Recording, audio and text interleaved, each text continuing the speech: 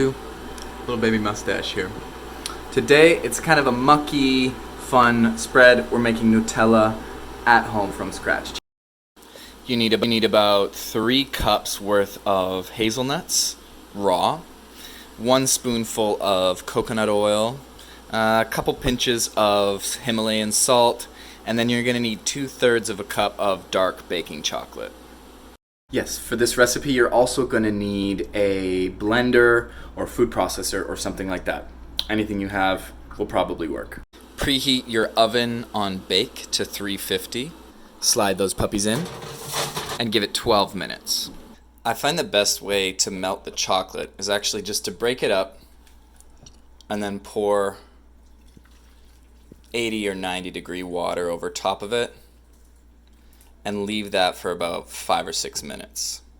After about 5 or 6 minutes, you can pour out that water. You're not going to lose very much chocolate and you're not going to retain very much of the water. After about 12 minutes, pull out those hazelnuts, let them cool for a minute or two, spread out a tea towel, and then spill them onto the tea towel. From here, you want to aim to take off all the skins. You don't need to get them all off, but the more you get, the creamier the Nutella is going to be. Wrap them in the tea towel and just rub back and forward. And you'll see right away, a lot of the skins come off really easily. Start adding hazelnuts to the blender, just picking them up one by one and trying to leave most of the skins behind.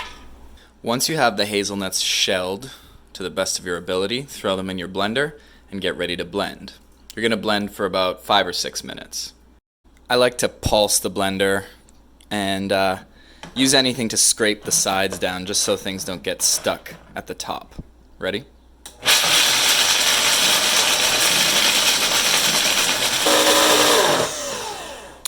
Pretty soon you'll have something that's quite a bit like a hazelnut butter.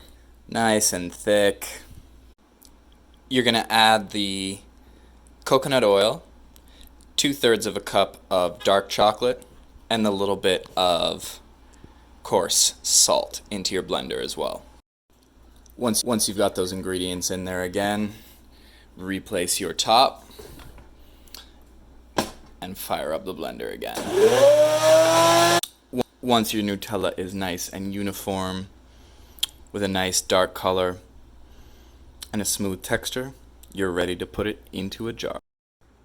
At this point it's entirely appropriate, I think, to taste it. Make sure it's as delicious as it should be.